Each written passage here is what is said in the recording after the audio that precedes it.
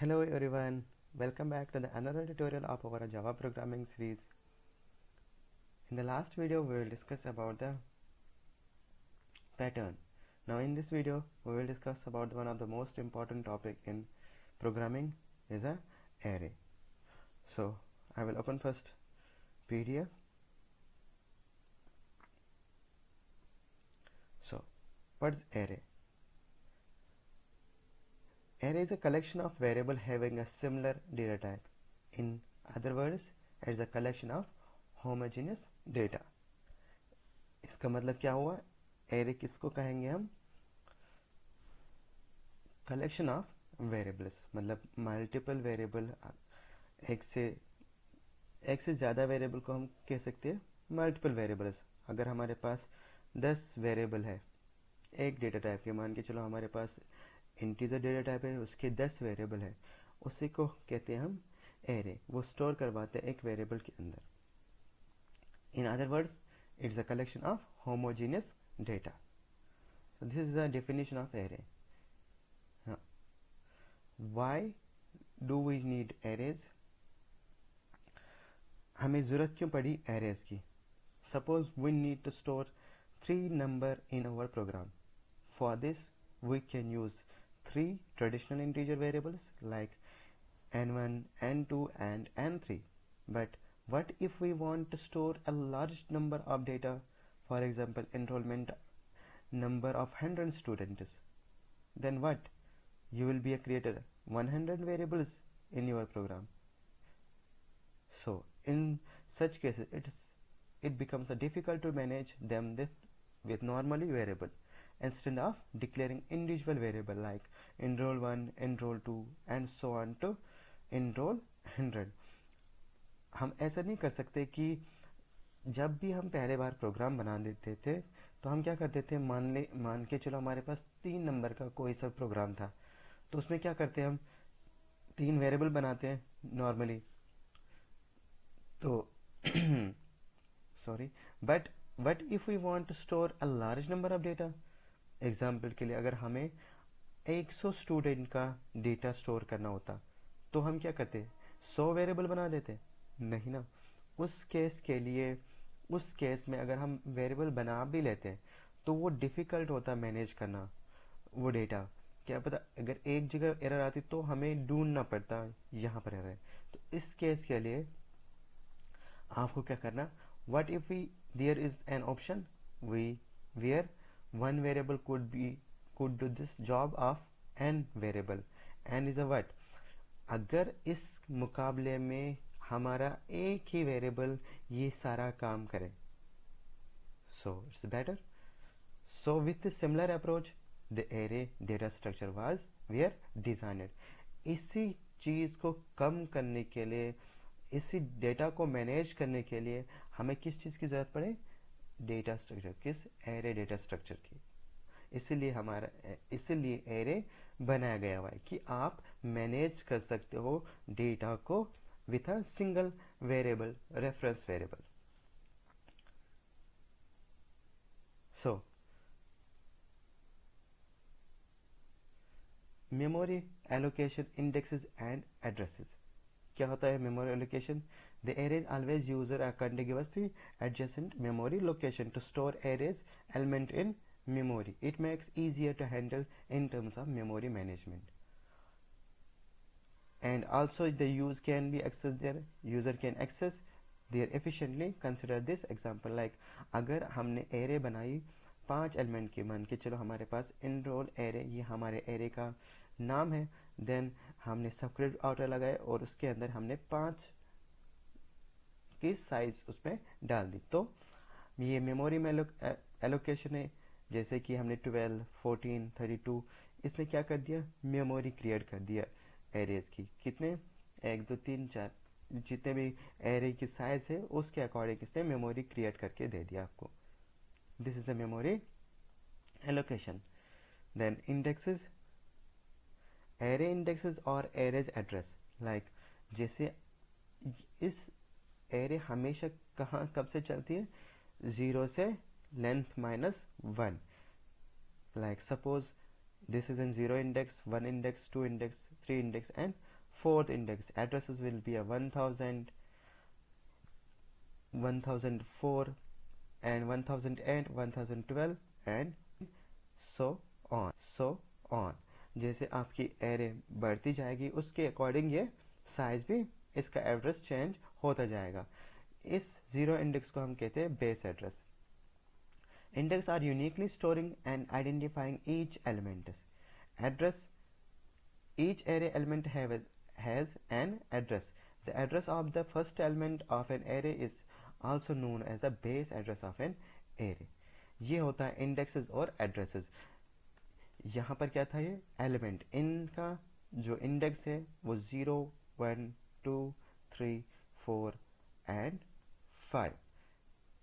0 से लेकर 5, क्योंकि हमारे एरे की साइज क्या है 5, तो इंडेक्स कहाँ से चलेगा 0 0 से चलेगा स्टार्टिंग 0 एंडिंग लेंथ -1, तो ये 5 तक मेमोरी क्लियर कर देगा. ये इसके इंडेक्सेस है और ये यहाँ पर इसका यह एड्रेस है. ठीक है. Then types of a array. We have a one-dimensional array, multi-dimensional array. Multi-dimensional array means we have also two subparts, two-dimensional array and three-dimensional array. So first, one-dimensional array. The one-dimensional array required only one subscript to specify element in the array. Like आपके पास array है, then data type है, array का नाम है, then size. इस one dimension array को create करने के लिए आपको एक सबस्क्रिप्ट ऑपरेटर की ज़रूरत पड़ती है, जैसे कि इसको हम सबस्क्रिप्ट ऑपरेटर कहते हैं, जैसे and, marks, then subscript operator, then size. This is an array syntax, then you will be here. Then these are the elements like 1 2 3 4 5, then index is 0 1 2 3 4, length -1. ये हमारा हो गया वन डायमेंशनल एरे को create करने का तरीका. Then two dimensional array. The two dimensional array is organized in the form of matrices which can be represented as a collection of rows and columns. To dimensional array क्या करता है, वो matrix की तरह matrix format में काम करता है, जो हमें प्रोवाइड करवाता है रोज एंड कॉलम. एग्जाम्पल के जैसे हमारे पास है int number 3 and 3, then 1 2 3, this is in first column, first row, then 4 5 6 will be a second row, then 7 8 9 will be a third row, like 0 1 2, these are the columns, and rows will be start also 0 1 2. I will show with the practical these everyone one dimensional array, two dimensional array, everything I will show with practical. Firstly you will be understand as a theoretical part. Then this is a two dimensional array. You will see here it will be a matrix format. जितना अगर आपने तीन की array बना दी तो उसमें क्या बनेंगे 3 columns and 3 rows. Total element कितने बनेंगे 9 elements, because first row will be containing 3 elements and second row will be containing 3 columns, third row containing 3 columns. Column की इंडेक्स कहाँ से स्टार्ट होती है 0 से, रो की भी 0 इंडेक्स है, क्योंकि एरे हमेशा स्टार्ट होता है 0 इंडेक्स से, चलता है length -1. Then 3-dimensional array. A 3D array is a collection of 2D array which consists of 3 subscript block size, row size and column size. Like example के लिए हमारे पास नंबर है, जो फर्स्ट ये वाला है इसको हम बोलते हैं block size. Then this one will be a row, this one will be a column. Okay, ये कॉलम का साइज है, रो का साइज है, ब्लॉक साइज.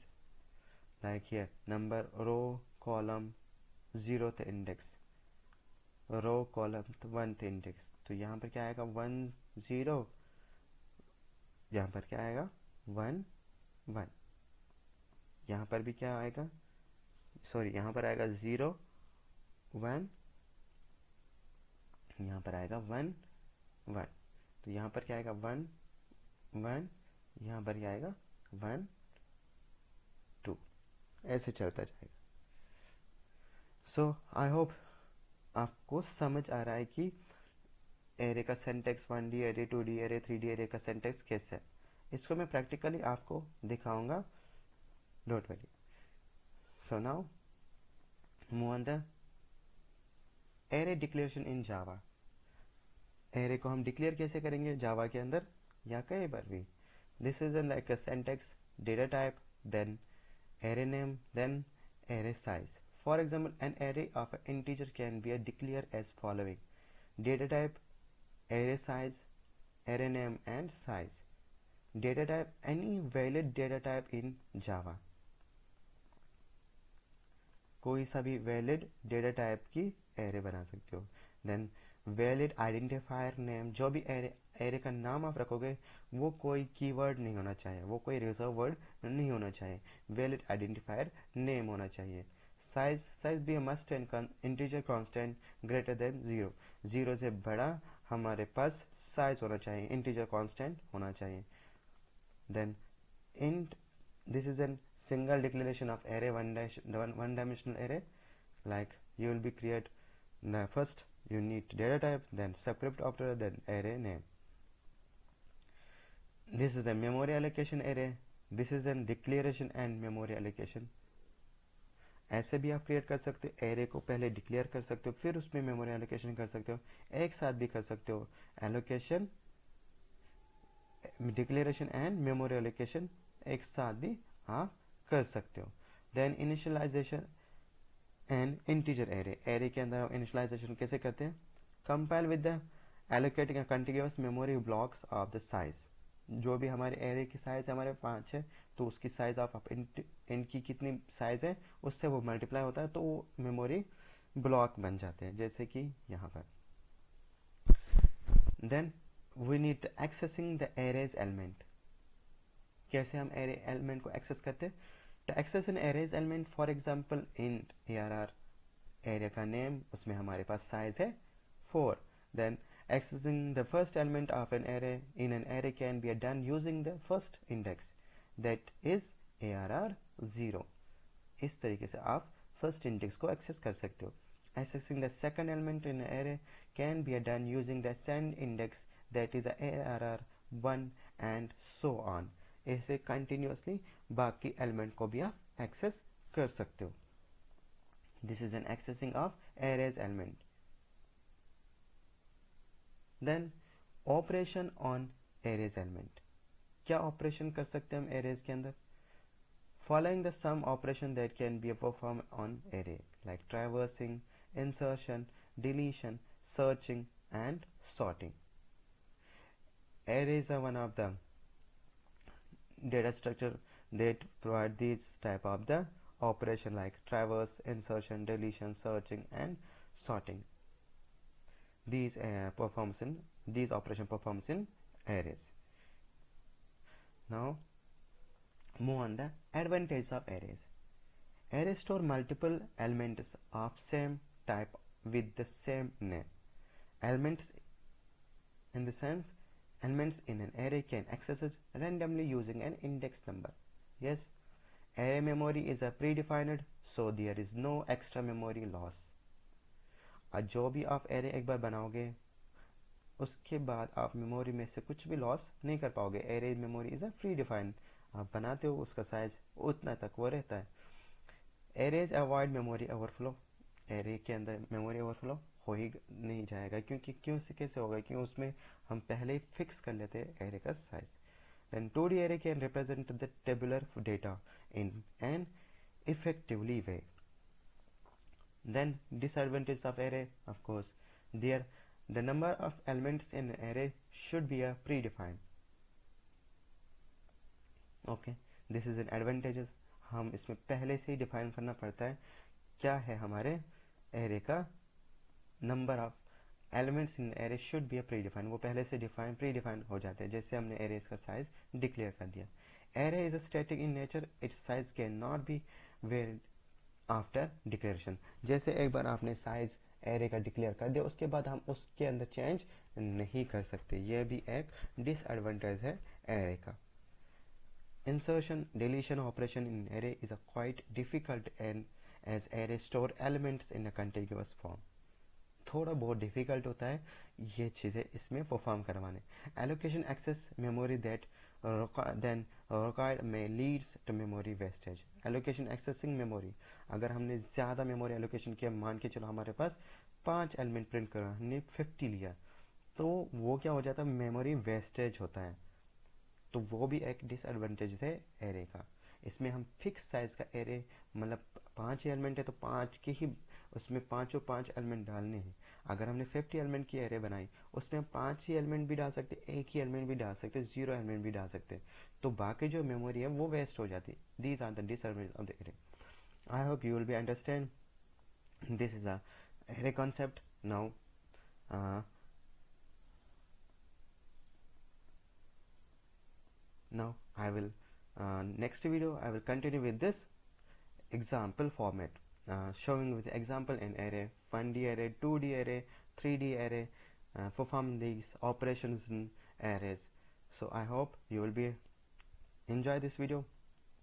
अगर आपको ये समझ आ रहा है पढ़ना, प्लीज़ अपने दोस्तों के साथ ये शेयर कर दीजिए। Thank you for watching this video. Thank you.